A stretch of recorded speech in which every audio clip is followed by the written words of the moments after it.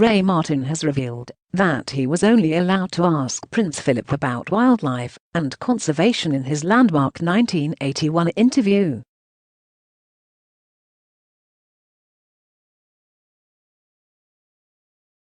The Duke of Edinburgh died at Windsor Castle on Friday, aged 99, after a long illness, with his death confirmed by Buckingham Palace at 3 p.m. local time.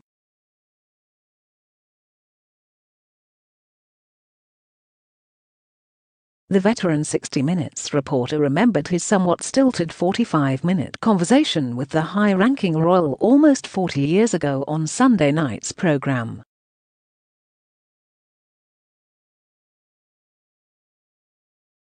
The opportunity arose when he got a phone call from the British High Commission asking whether he was interested in interviewing the Prince on the condition that he would only ask about his role as international president of the World Wildlife Fund.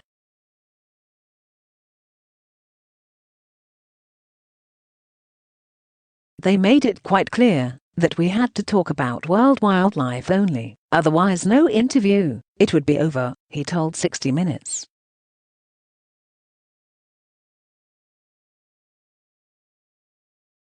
The interview marked Prince Philip's first interview since gaining the conservationist position and took place on his yacht, the Royal Britannia.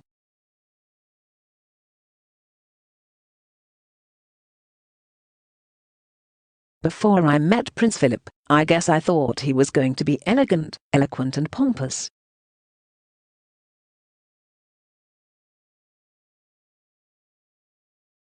He proved to be all three. Martin, who was 37 at the time, said. The now 72-year-old said he had butterflies before walking into the room with the royal, because I thought he would be very picky, and I thought he would second-guess every question I had about him, and he did.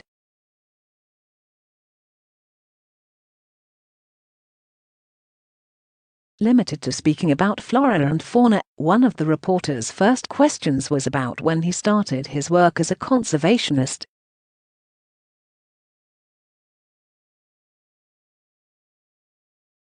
"Well, I wasn't born a conservationist, if that's what you're thinking," the Prince cheekily replied.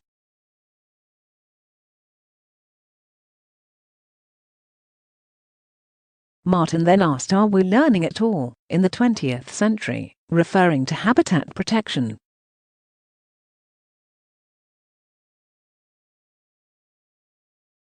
The Duke of Edinburgh asked, "Which people?"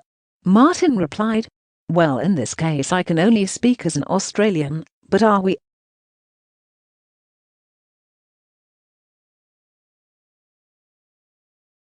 Prince Philip cut him off. "Are you learning?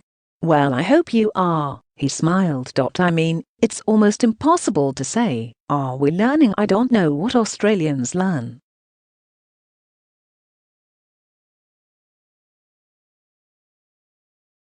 In reflection, Martin said he never felt as though Prince Philip felt relaxed at all with cameras in his face, or that they developed a connection during the conversation.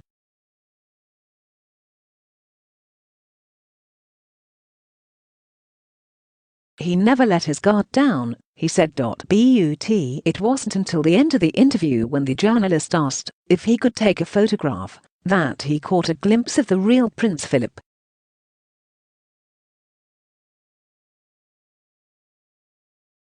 He said, in a very pompous voice, "Is this for you?" as though, "Is this for your private collection?" And I said, "Your Royal Highness, it's not."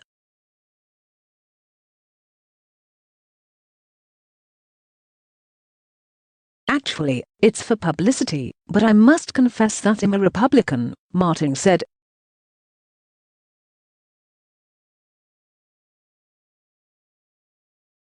The veteran journalist said the royal laughed and said, "That's all right, we have all types in this world."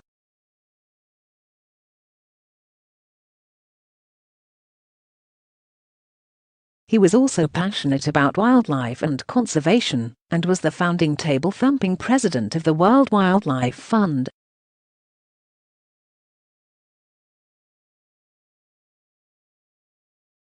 Following the Prince's death on Friday, Australian flags flew at half-staff. In his speech outside Kirribilli House on Saturday morning, Prime Minister Scott Morrison praised Prince Philip's charitable commitment as patron of 50 national organisations, including the Duke of Edinburgh Award, that 775,000 Australians have participated in.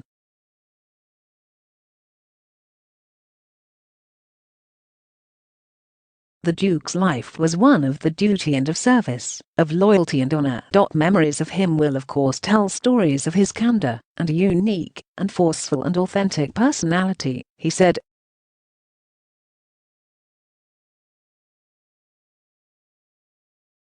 Former Prime Minister John Howard, who was the last PM to greet the Prince to Australia, described his marriage to the Queen as a partnership for the ages, and paid tribute to his sense of humour.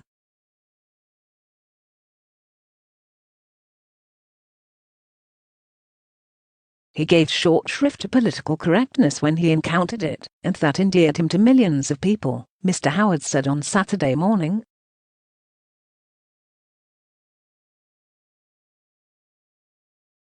And so far from those responses constituting gaffes, they were things that people warmed to.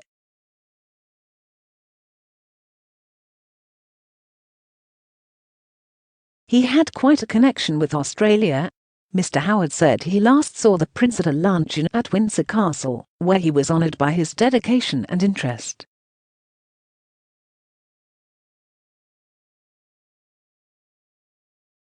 He spoke quite affectionately to my wife of the years he had spent in Australia as a young, the time he spent in Australia as a young naval officer. So this is an occasion, obviously, of sadness.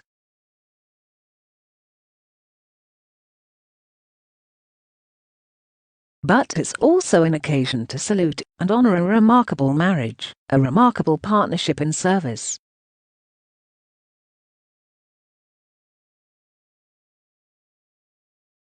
And to, again, see how valuable, how strengthening, how reassuring that marriage, that partnership has been to the Queen's role, both as the Queen of Australia and also as the head of the Commonwealth.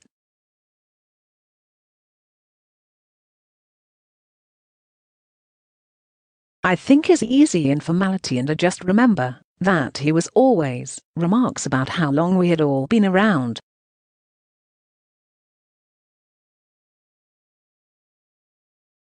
He had a very good knowledge of Australian politics. I remember one of his earlier visits, when I was a minister in the Fraser government, and we were at a reception at Government House.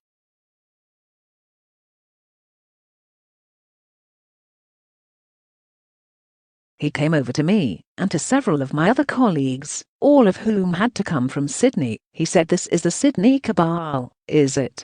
I thought this was not bad.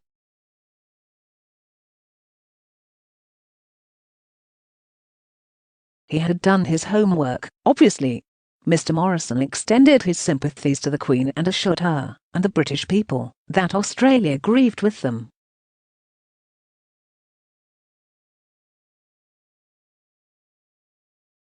On behalf of the Australian people and the Australian government, I extend our deepest sympathies and condolences to Her Majesty and the royal family to the passing of the Royal Highness, the Duke of Edinburgh, he said.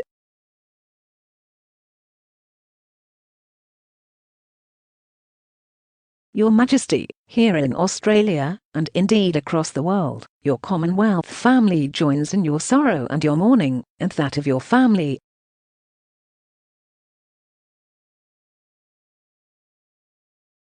But also, we give thanks for the life of who you described as your strength and your stay,